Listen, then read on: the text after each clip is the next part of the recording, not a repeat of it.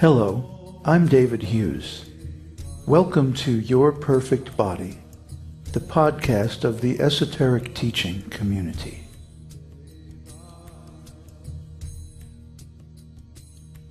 Today's selection is an essay entitled Seduced by Untruth. In the beginning was the void. Nihilism. Isn't it ironic how so many theologies try to convince us that you can create something out of nothing? Of course, they hide the stark illogic of this impossible proposition with fine words, calling it oneness, unity, or even brahman. At least the Theravada Buddhists are openly voidist. But voidism lurks covertly behind many respectable religious and spiritual fronts. Judaism, Kabbalah, most schools of yoga and Vedanta, even most Christian sects declare that God is ultimately impersonal and formless if you read the fine print. And let's not forget reductionistic materialistic science, that supposed bastion of empiricism. It tries to tell us that before the Big Bang was, well, nothing. What is emptiness, the void, or nothingness anyway? It is simply anything that is imperceptible to our dull, limited senses. Anything too small, too big, or too subtle for us to perceive seems like nothing. But that doesn't mean there really is nothing there. The night is dark only because we cannot see into the infrared or radio spectrum. The vast ocean seems formless until we measure and map its complex currents and thermal structure from space. Even intergalactic space itself is not empty, but filled with vast clouds of highly charged plasma and huge electrical currents. There is no such thing as nothing, and no such place as nowhere. Even the unmanifest spiritual realm exists, but its subtle energies of immanent transcendence are simply beyond the perception of our gross, contaminated material senses. In reality, the spiritual realm is filled with a staggering variety of eternal spiritual forms. No one can demonstrate formlessness, voidness, or emptiness experimentally. Everywhere we look, something exists. Form is fundamental. Duality and ever-increasing complexity are the universal laws. The same goes for oneness. Especially, oneness of consciousness is as much of an ontological impossibility as something from nothing. Consciousness and beingness are intrinsically individual, personal, subjective, and self-referential. But because we do not understand the ontology of consciousness, we can be deceived with high-sounding words into accepting the impossible theory of an impersonal God.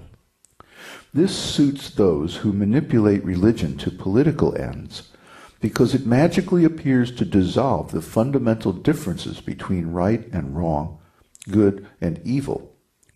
With no personal God in control of creation, there is no longer any absolute standard of truth. Thus, the false religion of voidness and impersonalism allows the state to dictate morality through force, policy, and the courts as it suits the purposes of power.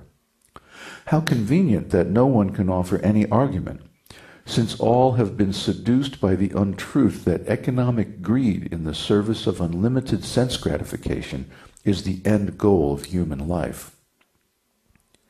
The false philosophy of voidness and impersonalism is the greatest source of evil, because it denies the transcendental personality and sovereignty of Godhead, who is all good.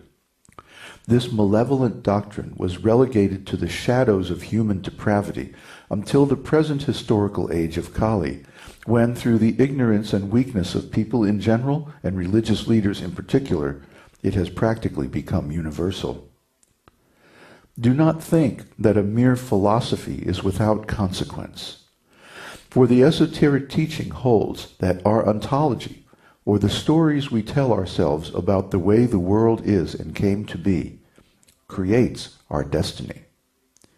The esoteric teaching offers the suffering victims of the age of Kali cooling relief from the burning fire of impersonal doctrine, which is hidden everywhere, like the harmful excesses of salt and sugar in the processed food products ubiquitous in our mechanized consumer society. The deep truth of the esoteric teaching is very difficult to realize for people whose intelligence is covered by the pernicious, subversive influence of impersonalism and voidism. Nevertheless, those who sacrifice everything to bring this important spiritual path to the world do so because they see the truth and realize the tremendous importance of this teaching to the well-being and spiritual progress of the entire world. So many people find fault with our presentation of the esoteric teaching because we so strongly preach against the influence of this impossible philosophy of impersonalism. And actually, impersonalism is a new thing. The principal impersonalist philosopher, Shankaracharya, appeared in India only 1600 years ago, which makes him much newer than the Vedic sources upon which the esoteric teaching is based. As it turns out, we also accept the doctrine of devolution, that humans in the past were much more intelligent, stronger, and more spiritually aware than humans in the present. And impersonalism is one of the signposts of the devolution of the human consciousness. The fact that this relatively new philosophy, newer than Christianity, newer than Buddhism, and much newer than the Vedas, can take over so much of human thought and become embedded in so much of human philosophy and endeavor, shows that we have lost a great deal of intelligence. Because, as we pointed out in the scripted part of this talk, it is impossible to produce something from nothing, even for God. God is definitely something. He's not a nothing. And oneness with God, which is the supposed goal of the impersonalist philosophers, is impossible to prove, impossible to demonstrate, and actually impossible to achieve. It's simply an excuse for negating the customary dualities of right and wrong, good and evil, and the rules of morality that follow from them. People want to have a free hand in their life. They want to be unrestricted in their activities and thoughts. And the influence of religion and morality has always been to check them and to make them think twice before acting. And this is good for them because the consequences of many acts, as we have pointed out in our presentation so far, are that one creates unwanted reactions through the action of the law of karma. Now, it's a benefit if we are inhibited in the pursuit of sense gratification, because that saves us from performing so many things that will come back to haunt us later. Therefore, religious morality and the rules and regulations of spiritual life are there to save us, not to exert power over us or dominate us, although I'm sure there are unscrupulous religionists who have used it in that way in the past. That is not the orientation of the esoteric teaching. The esoteric teaching gives you a system of ontology and says, if you apply this ontology in your life, you will benefit. And then it's up to you. And we do not use any force or power to compel, but we use the truth to impel.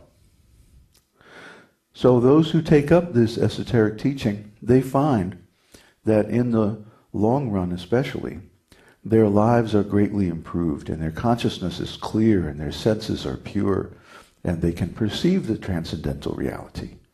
And that is really the goal of all religious and spiritual teachings. In addition to that, the esoteric teaching helps you find your real, eternal, perfect body. And that is something that no other path can actually offer. Although they may pretend to offer it, they don't really provide the means or the ontological basis. Now, one more thing before we close. We use